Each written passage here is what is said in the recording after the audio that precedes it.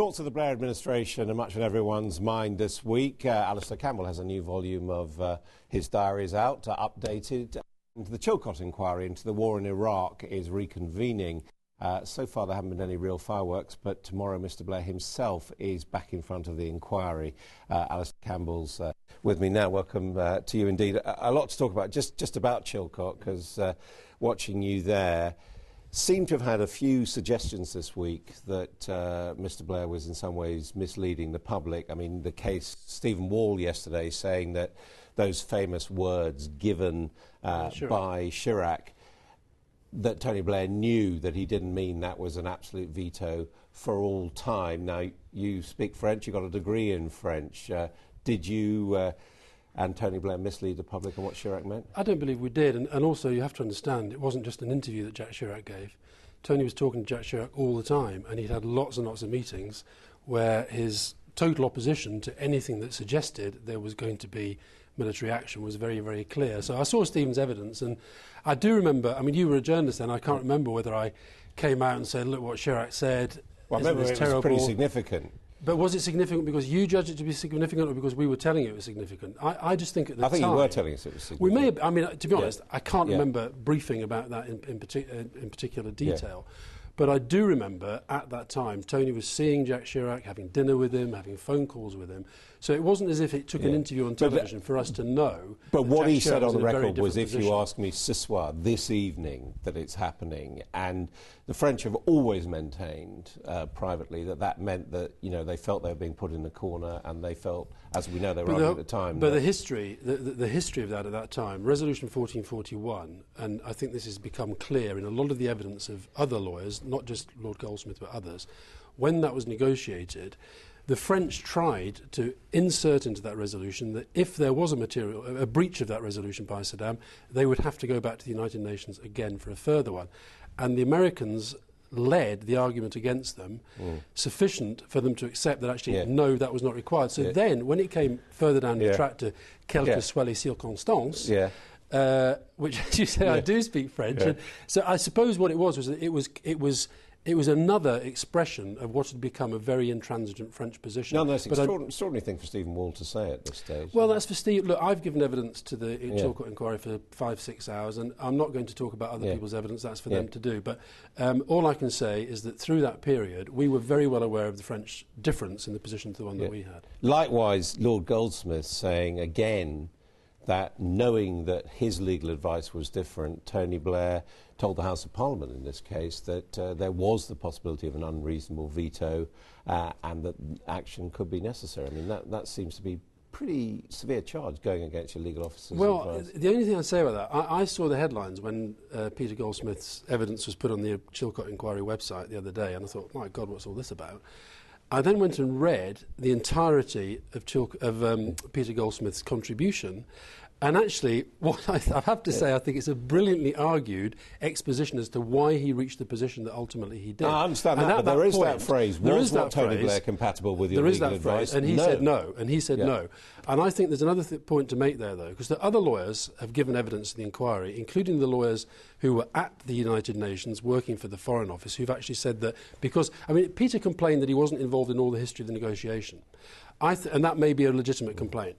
When he went to America and, as it were, went through the history of the negotiation, he realised that this very, very strong point that the French had tried to get it inserted. So, and at the point, the other thing to remember, at the time that he was talking about, Tony Blair was out in Parliament, in press conferences. No, but is that your recollection that at the time Goldsmith was saying, look, I don't think this argument about an unreasonable veto has any validity, and Tony Blair was going out and telling the public... It's not my recollection, partly because, I mean, I was, for very obvious reasons, I was very deliberately staying out of the whole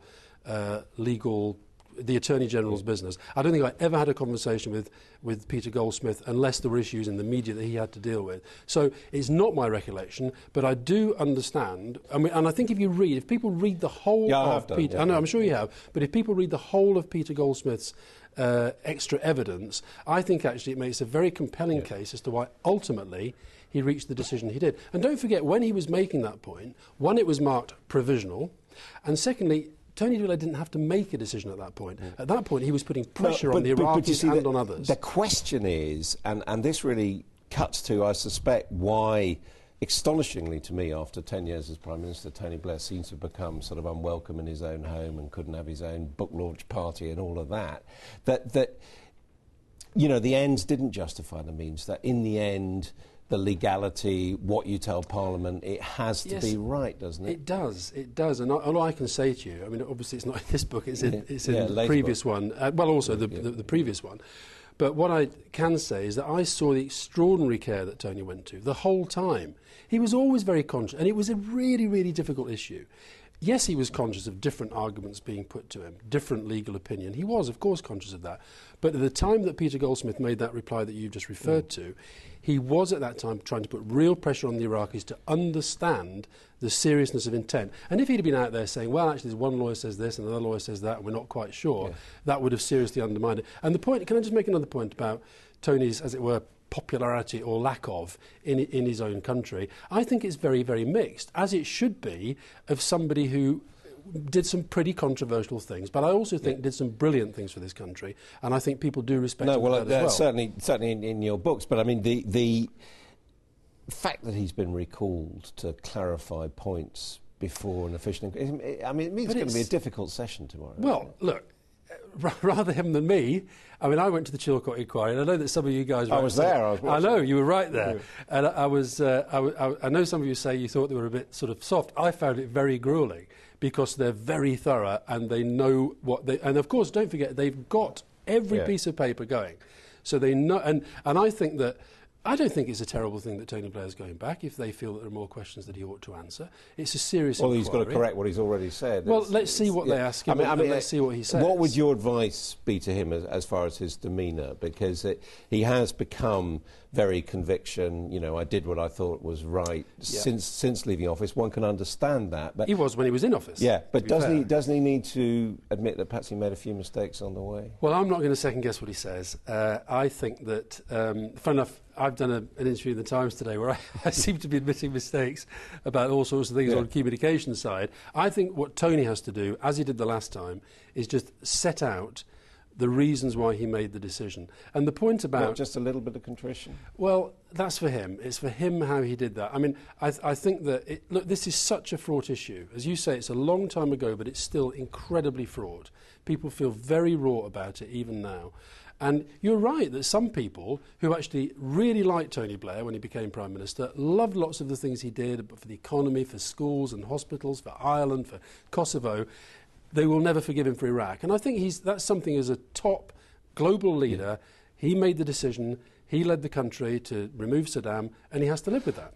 When you look at these diaries, I mean, it's very clear how passionate it was. I mean, you make it clear that, you know, perhaps you all got a bit overwrought quite often. Yeah. One thing that you have said here is that comment about Gordon Brown having psychological flaws or being psychological flawed, it did originate with you, which was... Well, it certainly originated in part from me. I spoke to Andrew Rawnsley, the journalist, that weekend, and you talk about being fraught, I was at the end of my tether, less so with Gordon actually than some of the people that were working for him. We'd had the whole thing about... Did you say psychological? No, I didn't say that, but definitely. I've always denied it, but I did say, say, as I say in the book, I did say things which frankly I shouldn't have done, and I say things which I regret. And so I couldn't complain about the headline. With hindsight, do you think he did have psychological flaws? I think not just with hindsight, I think we've all got them. I've certainly got them. You've got them. Brad, You've got them. But look, the thing about, I said, funny enough, I wrote the introduction to this book before Tony's book came out, and I ended up using exactly the same phrase, which is that Gordon was brilliant and impossible. And the brilliance must not be overlooked, because Gordon, and when I went back for the 2010 election... Yeah, because I mean, a lot of people are surprised, particularly, you know, given what we know about the strains of dealing with Gordon Brown, that you want to serve him at all, really. Well, I was very, very close to Tony for a long period of time, and actually I went back further, in a sense, with Gordon. I think, look, it's no secret, Gordon did find it very, very difficult when Tony became leader, and the Tony-Gordon relationship through much of the government was difficult. But at other times, it was incredibly creative and productive. And you can't forget the fact that Gordon, for all his faults, for all his not much of a kind of modern communication and the rest of it, he was a brilliant Chancellor, and I thought he handled the crash brilliantly as well. It's pretty clear reading this book that, you know, by the end of it, I mean, a steady drop in your respect for the media, really, in terms of its honesty and all that. Now, you know, we've talked about this before. Given that you felt that journalists were often unreasonable and sometimes dishonest in what they were trying to do, how far do you think that gave you licence to deal like with like? I mean, what I'm really saying is... I know. Well, I know you've had this view that I'm kind of, you know, dishonest. I don't believe I'm dishonest. I think that I tried... I'll tell you something I used to have in my head when I was doing briefings and talking to journalists, is that I was the Prime Minister's spokesman.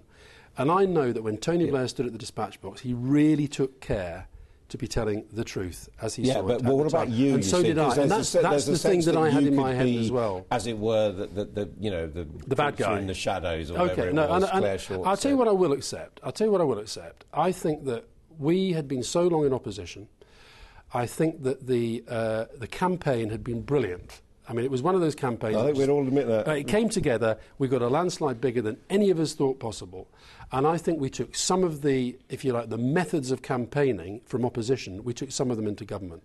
And it's the point that I made in the Times today, that I think that we would... I, in particular, probably, was too 24/7. One of the reasons I get so fraught in that book is because I never stop working, I never stop worrying. But you make the point that Tony Blair says you should take some time off, and then he says, there's the 5 things I want you to do by tomorrow. So it was difficult. And I think the other thing, if I'm being absolutely frank about what it was like, I think we built an incredible team.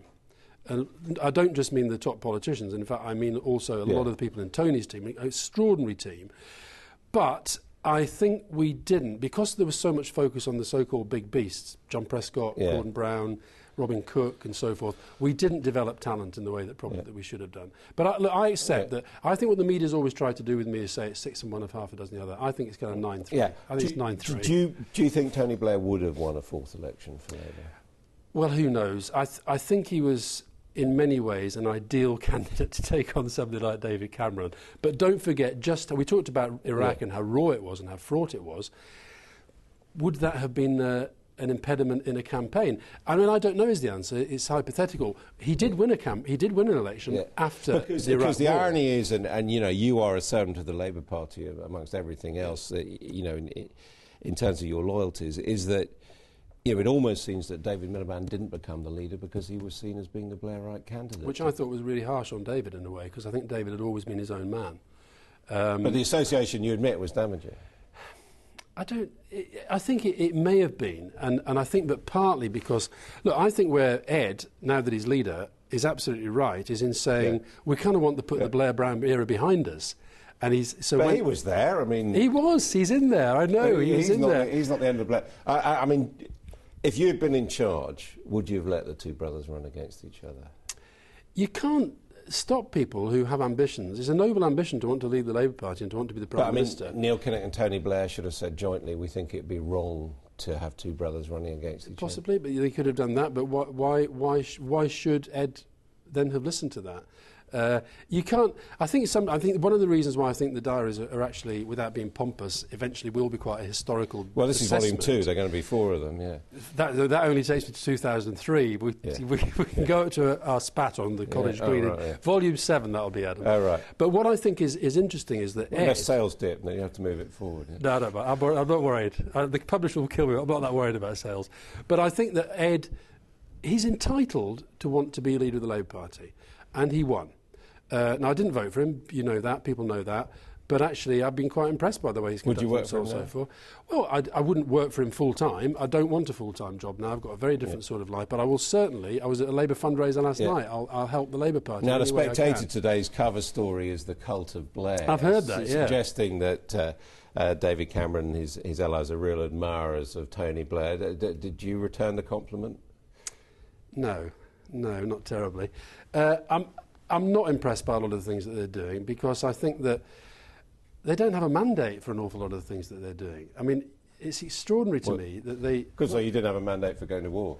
Well, no, but that was dealing with events. What they're doing, for example, is in relation to the health service reforms, is they specifically stated they weren't going to do this, including, not just in the manifesto, but and in the coalition agreement, and now they're doing it. A fundamental... But I mean, Cameron's argument is that he's really picking up where Tony Blair left off. Tony Blair admits he should have gone further. He does admit that. Tony obviously, I think, got frustrated in the first term in particular that he couldn't get the reform programme going quicker, and by the time he was really pushing on it, he was less popular. It was less easy to do it.